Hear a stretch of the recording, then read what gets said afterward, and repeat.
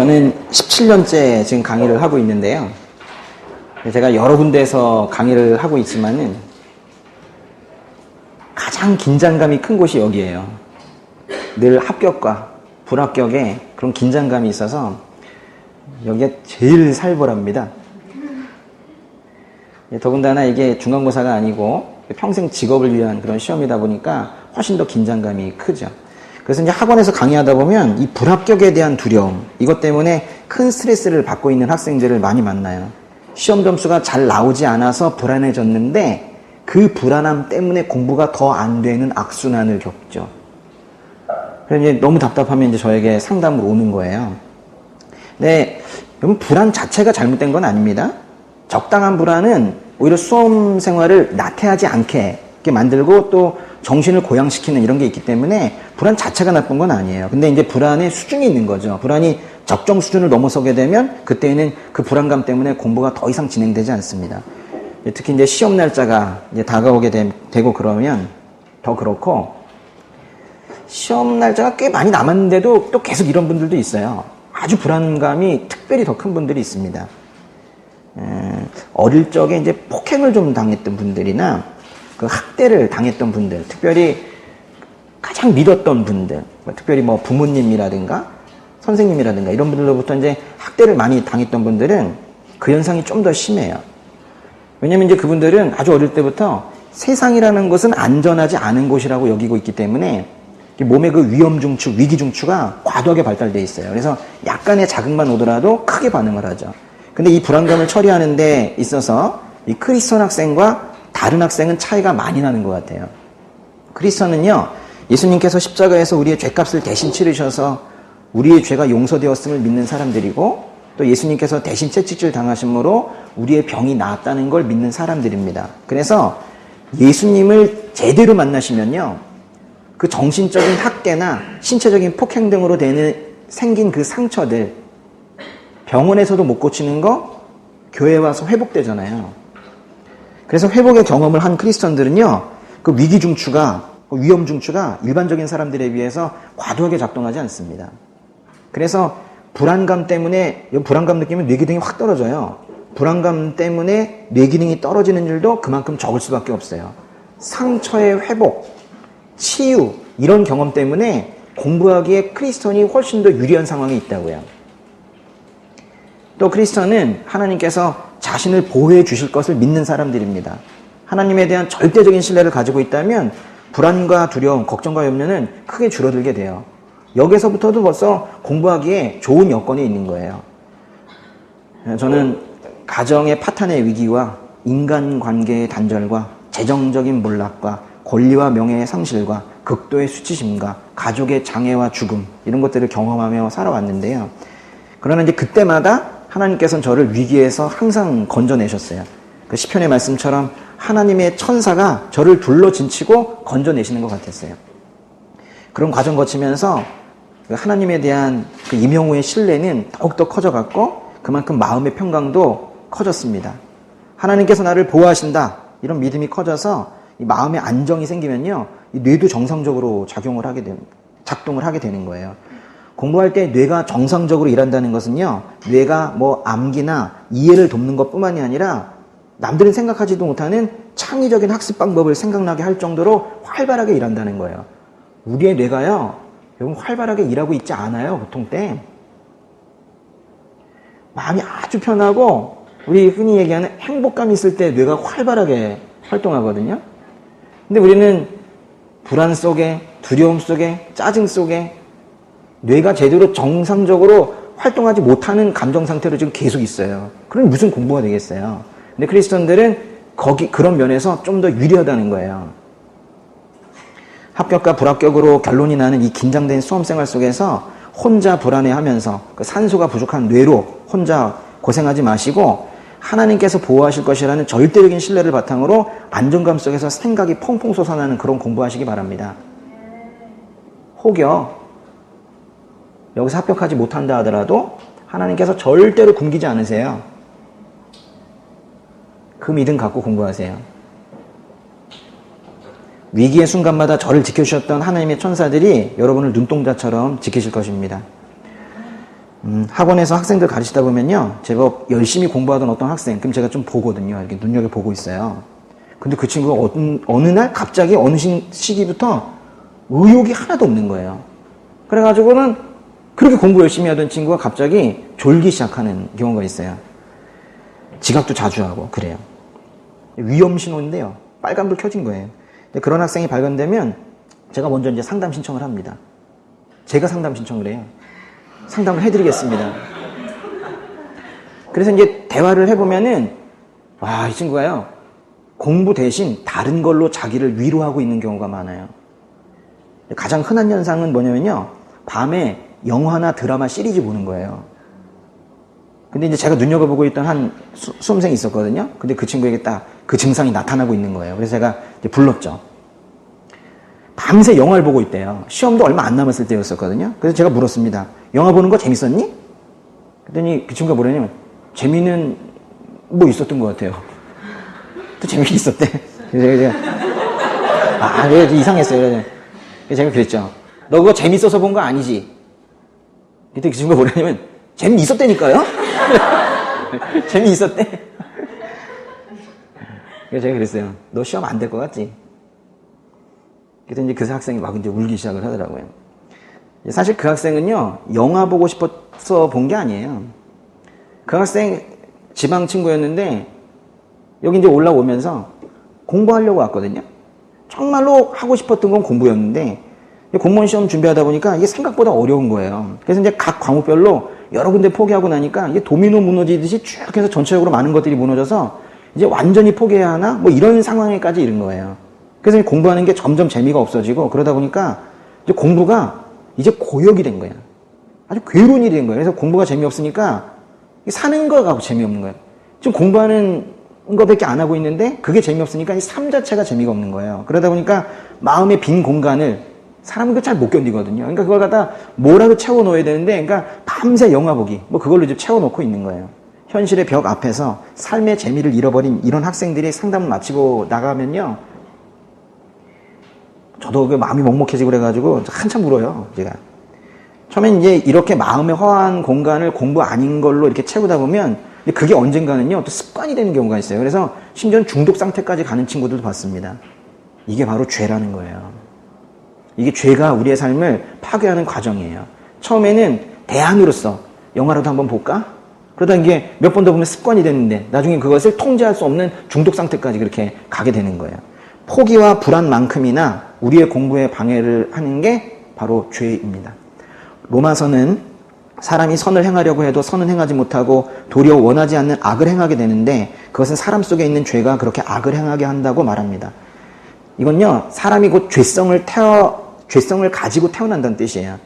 죄를 지어서 죄인이 아니라 죄인이기 때문에 죄를 짓는 거예요. 게으름, 방탕, 음란, 질투, 탐욕, 거짓말, 비방, 이런 죄로 인해서 사람들은 죄 때문에 자기가 해야 하는 일과 하고 싶은 일도 다 제대로 하지 못해요. 생각해보면 우리를 망친 건 죄였습니다. 우리가 의욕적으로 뭔가 해보려고 했는데 잘 안 됐던 시간들을 한번 생각해 보세요. 죄는 우리의 영혼의 상처를 낼 뿐만이 아니라 하나님께서 우리에게 주신 일, 그 타이밍에 우리가 꼭 해야 될 일, 그거를 하지 못하도록 우리의 전인격을 흔들어 놓는 거예요. 예를 들어 음란죄에 깊이 빠져 있다면 그 황폐해진 심신으로 공부를 잘하기는 어렵습니다. 음란 동영상을 보는 습관이나 정상적이 않은 관계 속에서의 음란한 행위 등은 공부에 쏟아야 할 에너지를 모두 빼앗아 버리고 맙니다. 공부 못해요. 질투, 이런 죄는 마음의 평안을 유지해야 되는데 그거 다 깨놓고요. 질투에 빠져 있을 때 무언가 이해하고 암기하는 건 거의 불가능한 일입니다. 태만, 방탕, 이런 데 빠진 사람들도 공부하기는 글렀습니다. 분노, 여기에 빠진 사람도 수시로 올라오는 화 때문에 평안한 마음으로 공부하는 건 불가능합니다. 보세요. 죄는 아주 치명적인 공부 방해자잖아요. 이게 없이, 이런 일 없이 공부하는 것과 이런 걸로 투성이가 되어가지고 공부하는 사람은 결과는 뻔한 거예요. 이런 치명적인 공부 방해자에게 목덜미가 잡혀 있다면 아무리 좋은 공부 방법을 가지고 있다고 해도 공부의 성과를 기대하기는 어렵습니다. 반복되는 죄를 짓고 있는 상태에서 자신에게 주어진 시간을 충실하게 사용할 수 있는 사람은 없다는 거예요. 죄는요, 육신을 멍들게 하고 영혼을 지치게 합니다. 그렇기 때문에 하나님께서 그 사람에게 그 주신 은사, 능력 이런 것들을 모두 사용해서 하나님께서 그 주신 그 일을 해내게 가기 위해서는 그게 지금 여러분에게는 공부인데요. 그걸 하기 위해서는 꼭 죄의 문제를 해결해야 돼요. 죄의 문제를 해결한다는 건요. 죄를 짓지 않는 것뿐만이 아니라 정죄감에서 야, 내가 죄를 지었구나. 난 정말 지저분하다. 더럽다. 가치 없다. 이렇게 느끼는 거 있죠. 이런 것들에서도 벗어나야 돼요. 근데 이제 세상에서는요. 이 죄가 정말로 치명적인데 일도 못하게 하지 공부도 못하게 하지 다 망쳐놓잖아요. 근데 이 죄의 파괴력이나 죄의 중독성 이런 것들에 대해서 제대로 가르쳐 주지를 않아요. 그러다 보니까 어떤 죄에 빠졌는데 하면서 누렁진에 왔는데 한 1년차까지는 잘했는데 2년차에 그 죄에 빠져가지고 하다 보니까 좀 더 맛있는 술 없을까? 좀 더 신나는 노래만 없을까? 이러면서 살고 있죠. 더 깊은 죄에 빠져들거나 또는 어떤 경우에는 아주 깊은 수치심이나 정죄감에 빠져드는 거예요. 공부는 못합니다. 그런데 이제 교회에서 성경이 하나님의 말씀이 가르치고 있는 가장 중요한 게 뭐예요? 죄잖아요. 교회에서는 예수님께서 우리의 죄를 대신하여 죽으셨으므로 우리가 마땅히 받아야 할 형벌을 면하게 되었다는 걸 가르칩니다. 그리고 예수 그리스도를 믿는 자에게는 결코 정죄함이 없나니 로마서의 말씀을 그렇게 가르치고 있죠.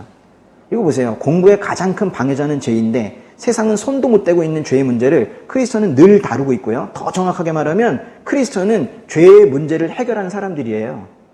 죄와 거룩한 삶에 대해서 계속해서 배우기 때문에 죄에 빠져도 한없이 빠져들지 않습니다. 하나님께서 가만두지 않으세요. 그 양심에 찔리면 크게 주시기 때문에 한없이 빠져들지 못해요. 또 회개를 통해서 늘 회개하면서 하나님의 품으로 돌아가는 법을 배우기 때문에 조금 삐끗하다 하더라도 다시 돌아가고 다시 회복되고 그렇게 살거든요. 돌아가서 일을 하는 거예요. 돌아가서 하나님께서 주신 그 소명을 다하는 거예요. 죄가 공부의 방해자인데 죄의 문제가 이렇게 해결되었다면 크리스천이 공부를 하는 것이 이거는 원천적으로 더 유리한 일 아닙니까? 공부는 지적인 작용인데요. 그래서 이제 집중을 필요로 합니다. 공부를 하고자 하는 동기가 제대로 마련되어 있지 않으면 공부를 잘할 수가 없어요. 재미가 없기 때문에. 여러분요, 재미가 없어도 할 수 있는 일들이 있어요. 벽돌 쌓기. 에이, 이러면서 계속 쌓을 수 있어요. 어떤 경우는 청소도 할 수 있어요. 에이, 이러면서. 공부는 못해요. 재미가 없으면 못해요. 그러니까 동기가 명확하지 않으면 공부 절대 못합니다. 참다운 동기를 가지고 시작하지 못한다면 오래 가지도 못하지만 하기 싫은 걸 꼭 참고 했을 땐 좋은 결과도 생기지 못해요. 크리스천에게 공부를 하고자 하는 참다운 동기가 뭘까요? 크리스천의 참다운 동기. 그러니까 여러분을 공부하게 만드는 게 뭐냐는 거예요. 일반적으로 이 동기의 원리를 말하는 사람들은요, 뭐 부대적인 동기, 본질적인 동기가 있다고 얘기를 하는데 부대적인 동기라는 게 뭐냐면 보상을 받기 위해서 뭐 하는 거 있죠. 보상을 해줘야 공부를 계속하는 이런 학생들이 있어요. 근데 이거는요, 일시적으로 동기부여하는 데는 도움이 되지만은 오래 지속되기는 어려워요. 공부를 했더니 뭐 돈을 줬어. 돈 5,000원 줬어. 그럼 이제 받았는데 다음번에 이제 5,000원 가지고 마음에 차지 않죠. 그래서 보상을 받아도 그것에 대해서 만족하지 못하는 단계에 이르게 되면 더 이상 동기부여가 되지 않습니다. 또 이 보상이 이루어진다는 건 뭐냐면요. 보상을 해주는 것 자체가 공부의 가치를 훼손시켜요. 공부 자체가 귀중해야 되는데 네가 이 공부를 하면 뭐를 얻게 돼? 라고 하면 그걸 얻기 위해서 공부를 하는 거거든요. 그러니까 공부 자체는 그냥 수단에 불과하고 사실 하기 싫은데 하는 그걸 얻기 위해서, 딴 걸 얻기 위해서 하는 그런 어떤 부차적인 존재가 되어버리는 거예요. 그러니까 이게 괴롭지. 이게 목적이 되지 못하고. 근데 대부분의 공시생의 동기는 이거거든요. 합격해서 그 자리를 얻기 위한 거잖아요. 그렇게 보상을 받고 싶은 거거든요. 그러니까 계속 합격 이후에 그 자리가 나의 최종적인 가치인 것이지 이 공부는 아닌 거예요. 그러니까 이거는 그렇게 재밌지가 않은 거예요. 이건 빨리 뛰어넘고만 싶은 거죠. 그래서 이 기본 구조 자체가 이 공시생의 공부는 아주 힘들어요. 공부가 정말 재밌어가지고 그래 이런 생각 안 하잖아요. 합격 못해도 상관없어. 진짜 재밌어. 이건 참 농담으로 하기에도 좀 그렇잖아요. 그죠? 근데 그런 사람이 없잖아요. 근데 원래 사실 공부가 재밌으려면 그렇게 해야 되거든요. 아주 본질적인 동기 유발이 필요합니다. 이것은 그것이 공부이든 또 다른 무엇이든 그게 가치 있는 행동이라고 생각이 되어서 비록 보상이 주어지지 않는다 해도 아주 몰입하게 되는 그런 동기부여 방식이 있는데요.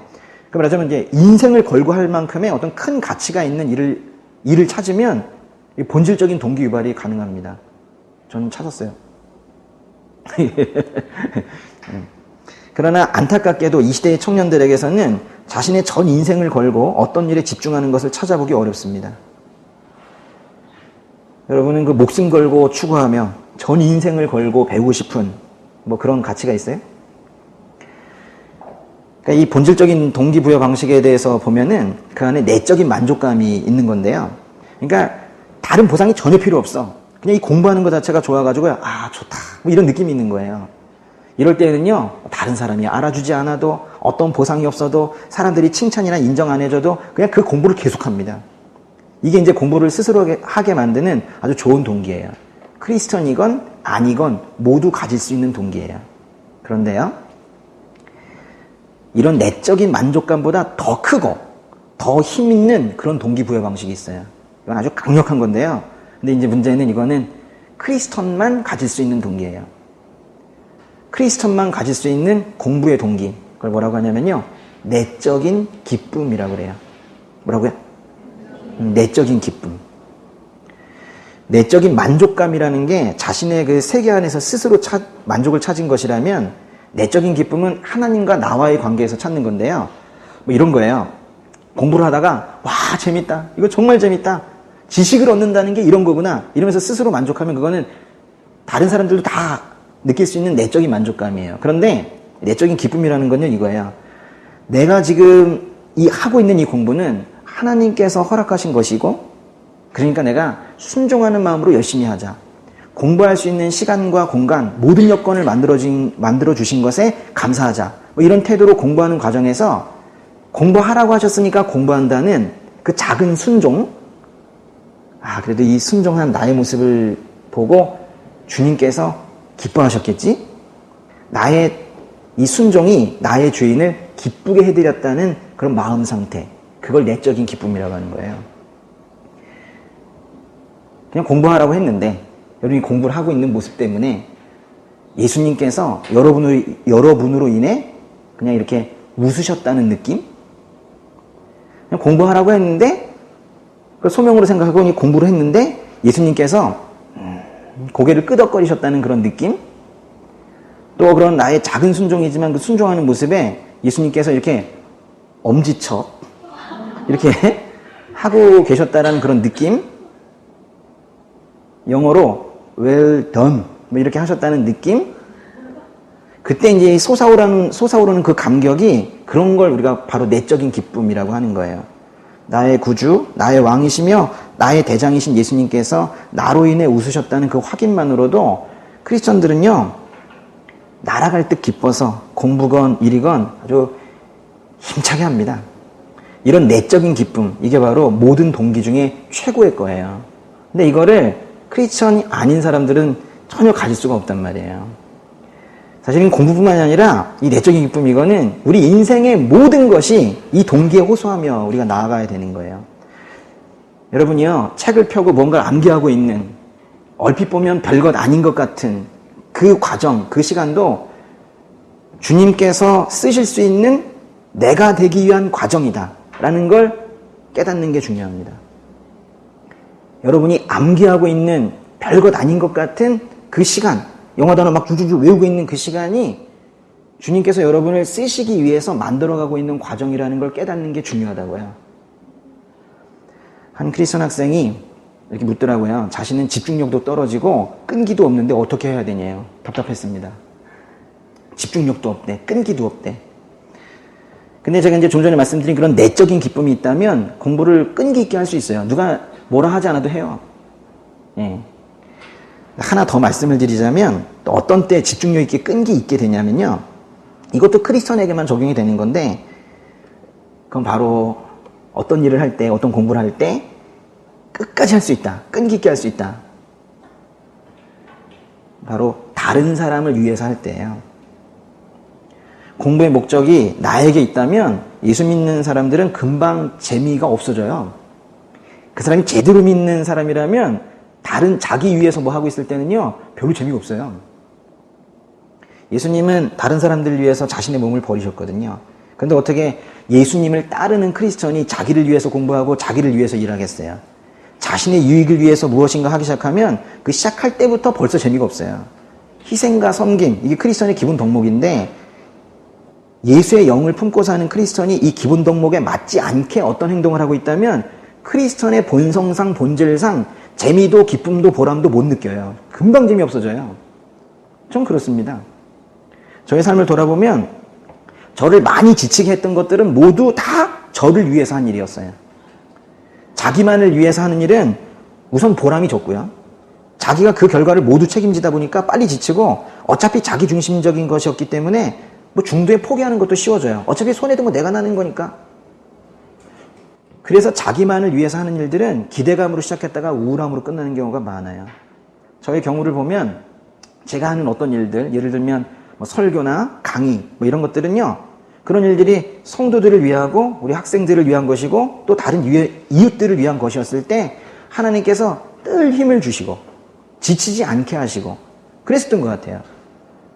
다른 사람을 위한 거다 보니까 제가 함부로 할 수 없고요. 그들에게 더 좋은 것을 주고 싶어서 더 공부하고 더 연구할 수 있었던 거예요. 공부도 내가 이것을 뭐 누구를 위해 하고 있는가에 따라서 그 집중도가 달라지는 거예요. 저는 공부해서 남 주는 게 좋습니다. 그들이 회복되고 그들이 어려움에서 벗어나는 걸 보는 게 그게 좋아요. 그래서 공부하는 게 신이 나는 거예요. 공부할 때 누구를 위해서 하세요? 그러니까 공부할 때 그게 자기의 영달을 위해서 하는 것이면 지쳐요. 금방 지칩니다. 크리스천이기 때문에. 그러나 다른 사람을 위해 하는 공부이면 더 창의적이 되고 더 신나요. 한번 다른 사람, 뭐 쉽게 다른 사람 가르치기 위해서 공부해 보세요. 엄청 공부하게 되고요. 쉽게 가르치려고 하고요. 예시도 들어가게 되고요. 표도 그리게 되고요. 그림도 그리게 되고 하는 동안에 자기가 다 이해해요.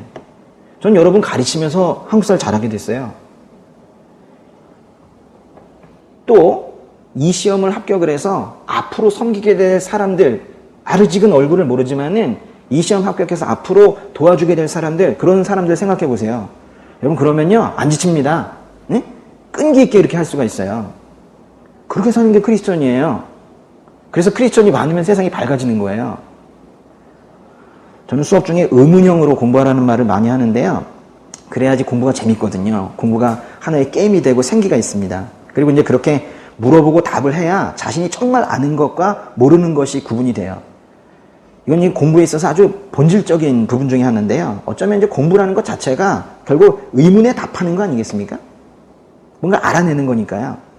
그 의문형으로 공부한다는 것은 묻고 답하는 형식으로 공부하는 건데요. 예를 들면은 장수왕은 427년에 평양으로 천도하였다. 이게 이제 평생으로 딱 끝나잖아요. 근데 이걸 이렇게 물어보는 거죠. 427년에 평양으로 천도한 왕은 누구니? 그리고 이제 스스로 장수왕이지. 또 물어봐요. 장수왕이 평양으로 천도한 때는 몇 년이니? 그럼 또 답하죠. 427년이지. 또 물어봐요. 장수왕이 427년에 한 일이 뭐니? 국내성에서 평양으로 천도했지. 저희 공부 방식인데요. 이런 질문과 답변을 스스로 하는 것도 좋지만은 전 이렇게 묻고 답하는 거를 이걸 할 수 있는 공부 파트너가 있으면 좋겠어요. 근데 이왕이면은 그리스도께서 우리를 위해 목숨을 버린 것처럼 형제를 위해 내 목숨을 버리겠다는 다짐을 하는 그런 크리스천 공동체 내에 이런 진짜 스터디 그룹, 정말 마음을 다해서 가르쳐 줄 수 있고 자료를 다 공유할 수 있고 아낌없이 주는 공동체, 그런 공동체가 많이 생겼으면 좋겠어요. 그래서 여러분이 아직은 그런 사례가 없지만 저는 교회 안에 공부하는 곳이 있었으면 좋겠어요. 시끄럽게 떠들면서 서로 말하면서 그걸 지금 바라고 있습니다. 한번 도전해 보시고요. 공부할 때 현실적으로 또 맞닥뜨리는 문제점 중에 하나는 바로 암기인데요. 암기라는 것은 그 말의 의미 자체가 기억하여 잊지 않는 거입니다. 많은 학생들이 암기 때문에 힘들어하죠. 암기 때문에 힘들지 않다는 분. 그래서 암기력을 높이는 방법을 묻는 학생들이 많은데 저는 그때마다 오히려 암기하지 마라 뭐 이런 생뚱맞은 얘기도 하는데요. 그러니까 암기하지 말라는 건요. 암기가 잘 되었다라는 자기만족 느끼려 하지 말고 그 부분을 의미 있게 봤다면 빨리 넘어갔다가 최대한 빨리 돌아와서 다시 보라는 얘기잖아요. 제가 늘 하는 얘기죠. 반복할 때에는 잘 알고 있다고 생각하는 부분도 반복하는 게 중요하고 머릿속에 집어넣는 반복뿐만이 아니라 꺼내는 반복을 많이 해야 돼요. 그래요. 이렇게 암기에는 기술적인 부분들이 있지만 사실 진짜 암기력이라는 게 있긴 있어요. 근데 그 암기력이 정말 받쳐주지 못한다면 암기는 사실 어렵습니다. 그러니까 이게요. 아주 어렸을 때부터 연습이 돼야 돼요. 그럼 우린 끝인가? 그러지 말고 다음 세대를 위해 들어두세요. 저는 제 아이에게 특별히 공부하라는 말을 하지 않습니다. 우리 집처럼 공부 안 시키는 집은 없을 거예요. 어차피 뭐 공부는 자기 하고 싶을 때가 되면 할 수 있을 것이다. 뭐 저는 그런 생각 하거든요. 그리고 또 뭐 하기 싫으면 안 해도 돼요. 근데 다만 공부하고 싶을 때 기본 바탕이 없으면 안 되기 때문에 공부할 수 있는 바탕 키워주는 건 하고 있어요. 그래서 책 읽기를 시킵니다. 뭔 책이라도 읽게요. 근데 제가 항상 내용을 봐요. 혹시라도 이상한 책 보게 될까봐. 이상한 책이 정말 많습니다. 예, 정말 많아요. 아주 파괴적인 책이 많아요. 깜짝 놀랍니다. 예. 그리고 이제 한 가지 믿고 있는 구석이 있어요, 제가. 공부를 잘 못해도. 이번에도 뭐 20개 중에 6개 맞았나? 뭐 그랬는데 너무 좋아서 온 거예요. 또 우리는 또 그럽니다, 아내랑. 야, 6개나 맞았구나. 그런 거 제 아들이 그래요. 5개 맞은 애도 있다고. 아, 참 답답합니다. 네. 그래서 제가 그래요. 그럼 그때. 그래서 반은 맞는 게 예의야. 그럼 다음번에 한 10개 맞자, 뭐 이러면서 그랬는데요. 그래서 제가 믿는 구석이 있어요. 왜냐면 아주 어렸을 때부터 매우 오랜 기간 동안 성경을 암송하는 훈련을 했거든요. 다 많이 외워요. 근데 로마서 8장은 39절까지 있는데 그걸 갖다가 1절부터 쭉 암송을 다 했거든요. 그 아이가. A4 한 장 분량입니다. 그걸 토시 하나 틀리지 않고 암송을 했던 경험이 그 아이에게 있기 때문에 저는 늘 상기시켜줘요. 지금 막 까먹었어요. 있는데도 너 그때 다 외웠었잖아. 너 그거 다 외울 수 있는 애였어. 저기 계속 얘기해 주거든요. 할 수 있다고. 자기도 그런 경험이 있기 때문에 지금 다 까먹었는데도 암기할 수 있대. 그러니까 앞으로 뭔가를 공부할 때 도전하는 거예요. 암기는요, 암송은 암기할 수 있다고 생각하는 것만 암기하거든요. 그러니까 그 친구는 다 암기할 수 있을 거예요. 저도 예전에 그 링컨의 게티스버그 연설이라는 거 있어요. 영어로 된 거. 그건 이제 그 고등학교 1학년 때 그거를 처음부터 끝까지 다 암송을 한 적이 있었거든요. 뭘 발표 때문에. 예? Fourscore and 7 years ago, our fathers 뭐 이러면서 시작하는 거예요. 지금 고등학교 때인데 아직까지 기억이 나잖아요. 그러니까 저도 뭐냐면 나도 그런 암기를 한 그런 경험이 있다. 앞으로 못할 게 뭐 있는가. 이런 외울 수 있다는 자신감이 저에게 있는 거예요. 그게 있어야 돼요. 근데 이게 크리스천 라이프라는 게 이게 교회에서 잘한다는 게 요즘에는 어렸을 때 암송 프로그램 다 가거든요. 저는 이런 문화가 참 위대하다고 생각해요.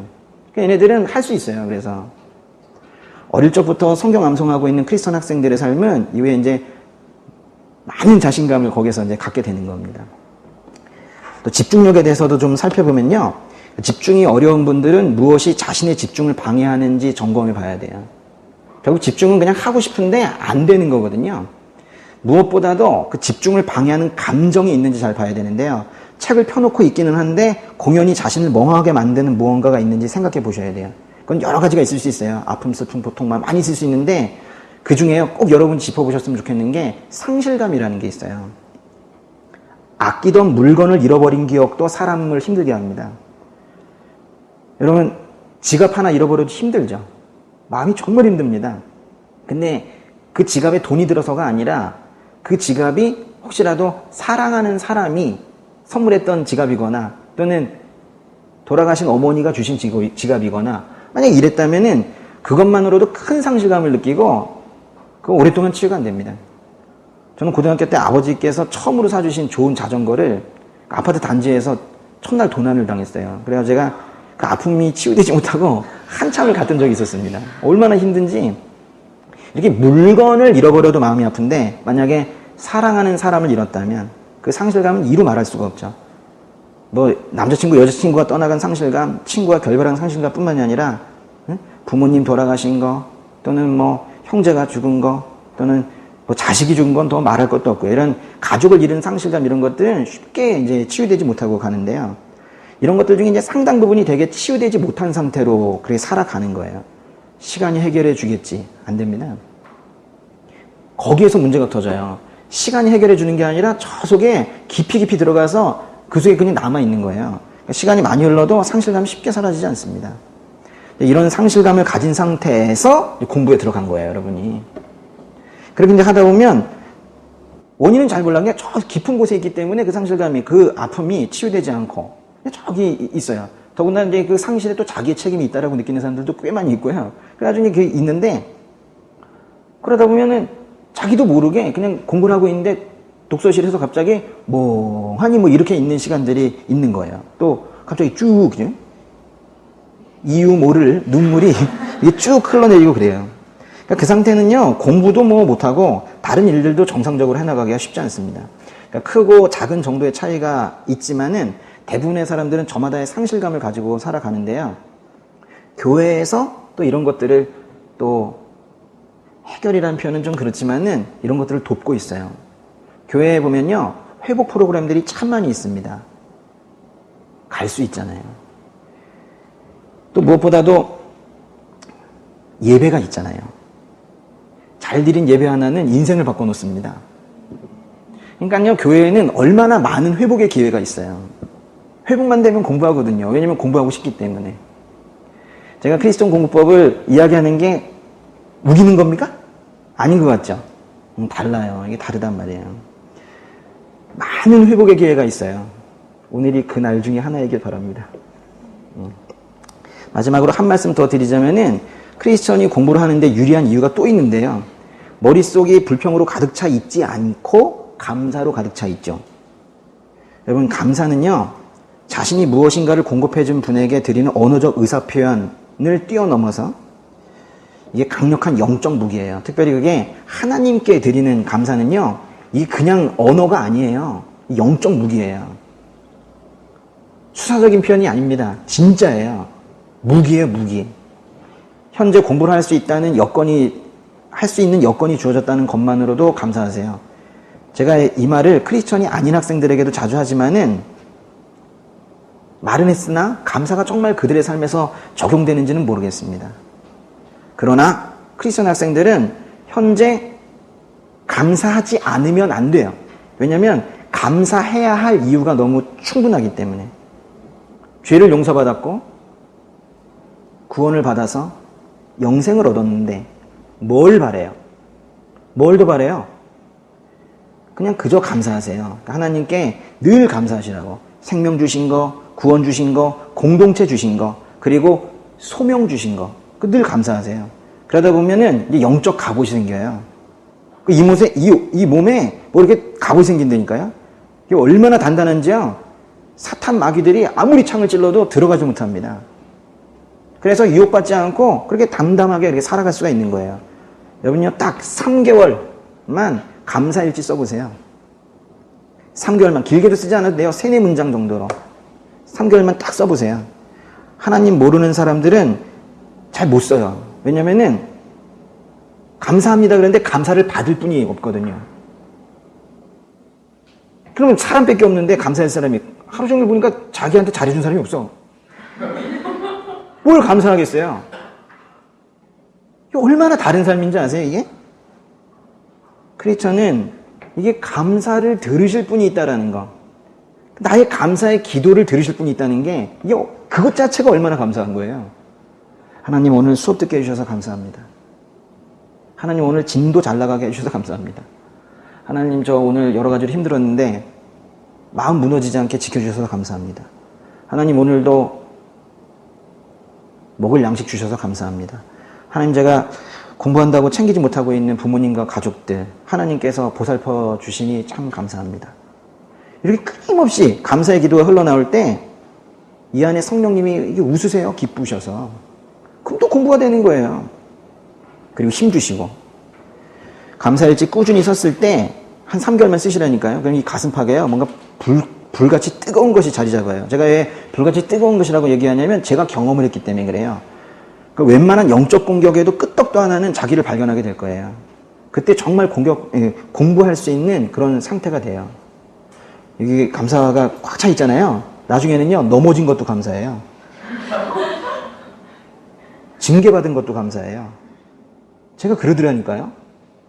어느 해 마지막 12월 31일에 그 해에 징계하신 게 너무 감사한 거예요. 저를 가만두지 않으시고 저를 징계하신 게 그게 너무 감사한 거예요. 진심으로. 막 그러다니까요. 그러니까 여기 이제 뜨거운 게 이렇게 생기면요, 주변에서 저한테 이런 속된 말 그렇지만 우리 쓰레기야 막 이렇게 얘기했다 하더라도 맞아, 난 쓰레기예요. 이런다니까요. 이게 달라져요. 사람이 수용 능력이 달라져요. 감사가 커지면. 저는 크리스천 학생들이 시험에 합격해서 이 나라가 성경의 진리대로 움직이길 원합니다. 그래서 제가 지금 여기 있는 거고요. 저는 힘이 없지만은 여러분이 가서 힘을 쓰시라고 있는 거고, 하나님께서 주신 선한 마음으로 이 나라의 리더가 되어주시기를 바라는 거예요. 우리는 이제 부족한 존재이고, 실은 우리의 믿음도 사실은 형편없지만은, 그러나 우리에게 소망이 있는 것은 우리는 이 모양인데 우리를 구원하시려는 하나님의 열정이 대단하세요. 또 우리를 통해 일하시려는 하나님의 계획이 확실하세요. 그렇기 때문에 우리가 넘어져도 다시 일으키셔서 간단 말이에요. 크리스천 그거 믿고 가는 거예요. 내가 하나님 믿는 것 때문에 가는 게 아니라 하나님의 믿음을 믿고 가는 거예요. 하나님께서 나를 통해 하실 것이라는 걸 믿고 가는 거예요. 하나님은 변하지 않으시고 힘이 쓰시거든요. 오늘 뭐 크리스천 공부법이라는 제목을 달아서 어떤 방법이길래 그런가 이래가지고 오신 분들도 있을 텐데, 암기법을 구체적으로 말씀드리지 않아서 실망했습니까? 공부에는 기술적인 부분이 있어요. 그런 거 궁금하신 분들은 저 간담회 영상 올라가 있으니까 그거 보도록 하시고요. 오늘은 그 대신 더 중요한 것들 많이 알려드렸으니까 잊지 마시기 바랍니다. 크리스천은 성령의 도움을 받아서 공부합니다. 크리스천은 말씀 묵상을 통해 손상된 인식 능력을 극복하고 한 단어도 잃어버리지 않는 습관을 가지고 삽니다. 크리스천은 공부의 3대 방해자, 포기, 불안, 죄의 문제가 해결된 사람들입니다. 크리스천은 나의 주인을 기쁘게 해드린다는 참된 동기를 가지고 공부하는 사람들이에요. 또 크리스천은 하나님께 감사하는 진정한 감사의 갑옷을 입고 사는 사람들입니다. 이 모든 것에는 주님을 진정으로 나의 주인으로 모시고 살며 나의 죄를 예수님께서 십자가에서 모두 해결하셨다는 그 믿음, 하나님께서 나를 결코 버리지 않으시리라는 그런 확고한 믿음이 필요해요. 오늘의 모든 말씀의 의미는 그 믿음이 있을 때 의미가 있어지는 거예요. 그래서 크리스천의 특별한 공부법의 비밀을 말씀을 드리자면 믿음인 거예요. 크리스천 공부법은 다른 게 아니라 믿음인 거예요. 제가 만든 말인데요. 크공이란 말이에요. 크공. 뭘 줄임말이게요?